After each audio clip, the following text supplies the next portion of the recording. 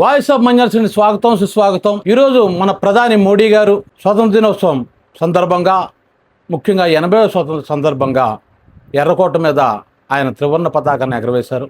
ఇది అందరికీ గర్వకారణం. ఎర్రకోట మీద మన త్రివర్ణ పతాకం ఎగరడం అనేది ఒక కన్నుల పండుగ.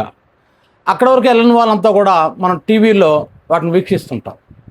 ఎందుకో ఆ క్షణం ఒక రకమైనటువంటి ఒక ఫీలింగ్, అంటే రక్తం ఉప్పొంగుతుంది అంటాం చూసారు, ఆనందంతో అలా అనిపిస్తుంది. ఎందుకంటే 200 సంవత్సరాల పైగా మనం ఒక బానిసత్వాన్ని అనుభవించినటువంటి ఈ దేశ ప్రజలు ఈ 1947 ఆగస్టు 15న అప్పటి ప్రధాని నెహ్రూ గారు అదే ఎర్రకోట మీద ఈ త్రివర్ణ పతాకాన్ని ఎగరేశారు. ప్రతి సంవత్సరం మనం ఆ ఎర్రకోట మీద మన త్రివర్ణ పతాకాన్ని మనం ఎగరేస్తూ దేశం అంతా మనం పండుగ చేసుకుంటాం.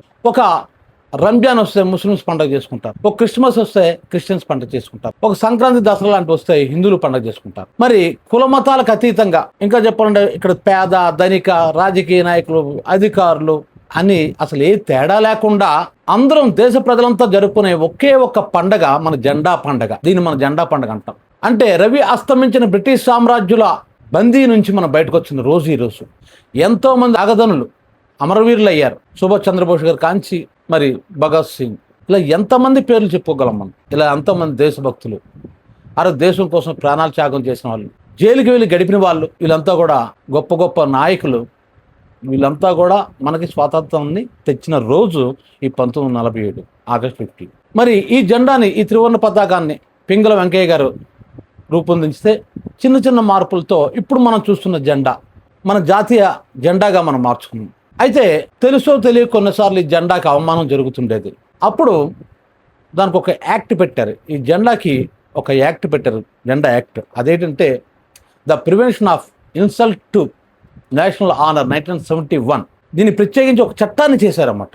అంటే జెండా వందనానికి ఒక ప్రోటోకాల్ ఉంటుంది, ఆ ప్రోటోకాల్ మాత్రం పాటించాలి. అలాగే దాన్ని ఎవరైనా సరే, అంటే జెండాని చింపడం కానీ, జెండా మీద ఏదైనా రాయటం కానీ, జెండాను దహనం చేయడం కానీ, కాలుతో మట్టడం కానీ, ఏ విధమైన ఇన్సల్ట్ చేసినా సరే ఖచ్చితంగా తీవ్రమైన పనిష్మెంట్ ఉంటుంది దానికి.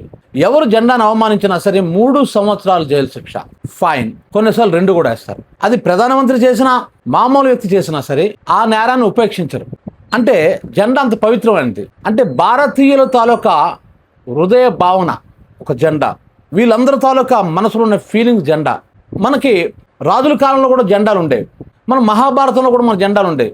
ఇప్పుడు అర్జునుడి తాలూకు రథం మీద ఆంజనేయ స్వామి తాలూకు జెండా ఉంటుంది. అంటే ఈ జెండా అనేది ఏంటంటే ఒక సమూహానికి ఒక ప్రతీక. ఆ సమూహాలు పోయే రాజ్యాలు వచ్చాయి, రాజ్యాలు పోయి దేశాలు వచ్చాయి. ఆ జెండా అనేది దేశ ప్రజలకి ఒక ప్రతీక. అది జెండా అంటే మనం మామూలు చూడకూడదు దాన్ని. ఈ దేశ ప్రజల సమూహానికి అది ఒక ప్రతీక. మనం యుద్ధ భూమిలోకి వెళ్ళినప్పుడు కూడా మనం జెండా ధరిస్తాం. జెండా అనేది కంపల్సరీ. అంటే భారతదేశ జెండా, ఇప్పుడు నౌకల మీద కూడా జెండా ఎగరేస్తుంది భారతదేశ జెండా అని. ఇది అమెరికా జెండా, ఇలా ఆ నౌకల మీద ప్రదర్శిస్తాం. ఎందుకు అంటే ఆ దేశ ప్రజల తాలూకా ప్రతీక జెండా. అటువంటి జెండాను ఎవరైనా సరే అవమానిస్తే చాలా తీవ్రమైన శిక్షలు ఉన్నాయి. ఇందా చెప్పినట్లు the prevention of insult to the national honour, దాని ప్రకారం 1971 సెక్షన్ యాక్ట్. అందులో సెక్షన్ 2, సెక్షన్ 3 చెప్తుందన్నమాట, జెండాను ఎవరైనా సరే అవమానిస్తే ఈ శిక్షలు ఉంటాయని. మరి ఈరోజు మోడీ గారు ఆయన వేసుకున్న కోటు, ఆ పాకెట్లో పెట్టుకున్న కర్చీఫ్ మీద ఈ జెండా పెట్టుకున్నాడు ఆయన. ఆ జెండా కలర్స్ ఏంటి? పైన ఆరెంజ్ రావాలి, మధ్యలో వైట్ రావాలి, కింద గ్రీన్ రావాలి. కానీ ఆయన రివర్స్లో పెట్టాడు ఆయన. అది చూసి కొంతమంది ఆశ్చర్యపోయారు, ఇదేంటి ఇలా పెట్టుకున్నాడు ఈయనని. అయితే కాంగ్రెస్ పార్టీ ఎంపీ పవన్ ఖేర్ అన్న ఆయన చాలా తీవ్రంగా దాన్ని దుయ్యబట్టాడు. ఒక దేశ ప్రధాని అయి ఉండి మనం 80వ స్వాతంత్ర దినోత్సవం నాడు ఎర్రకోట మీద ఆయన జెండా ఎగరేస్తూ దేశాన్ని అవమానించాడు. ఆయన రంగులు రివర్స్లో పెట్టడం వల్ల. అంటే ఆయన పైన గ్రీన్ పెట్టాడు, మధ్యలో వైట్, చివరిలో కింద ఆరెంజ్ ఉందన్నమాట. సో అలా పెట్టుకోవడం అంటే ఈ దేశాన్ని అవమానించడం సరికదా.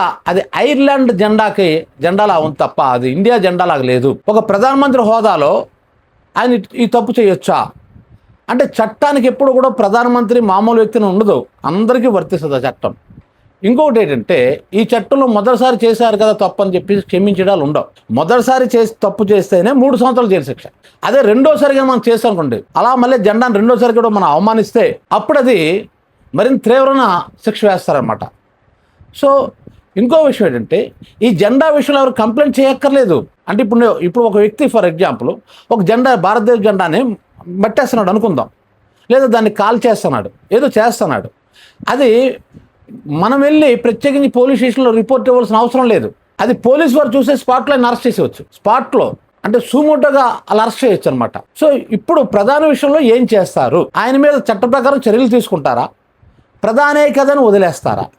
ప్రధానే కథను వదిలేస్తే అప్పుడు చట్టం అందరికీ సమానం కాదు అనేటువంటి ఇండికేషన్ మనం 80వ స్వాతంత్ర దినోత్సవ సందర్భంగా మనం ఈ దేశ ప్రజలకు ఇస్తున్నట్టు అవుతుంది. మరి ప్రధానమంత్రిని అరెస్ట్ చేసే దమ్ము ప్రభుత్వానికి ఉందా? అతనే ప్రభుత్వానికి నడుపుతున్నాడు కాబట్టి మరి ఆయన ఎవరు అరెస్ట్ చేస్తారు? లేదు, నేను తప్పు చేశాను అని ఆయన ఒప్పుకుంటాడా? అలా ఒప్పుకుంటే చట్టం ఊరుకుంటుందా? ఇప్పుడు చూడండి, మనం ట్రాఫిక్ రూల్స్ కొన్నిసార్లు అది 1 వే ట్రాఫిక్ అని తెలియక పొరపాటు వెళ్ళిపోయాను, పై ఊరు వెళ్ళి అది 1 వే ట్రాఫిక్ అని మనకు తెలియలేదు అనుకుందాం. లేదంటే ఏమైనా కొద్ది ట్రాఫిక్ రూల్స్ మనకు తెలియలేదు అనుకుందాం. అప్పుడు నేను తెలియక చేశాను, త్రిబుల్స్ వెళ్ళిపోతున్నాం. ఒక జస్ట్ అప్పుడే 18 దాటిన వ్యక్తి బండి డ్రైవ్ చేస్తున్నాడు, త్రిబుల్స్ వెళ్ళిపోతున్నాం. పోలీసు వారు పట్టుకున్నాను అనుకుందాం. నాకు తెలియదు అంటే చట్టం ఊరుకోదు. ఎందుకంటే చట్టం అందరికీ తెలిసినట్టుగానే భావించబడాలి.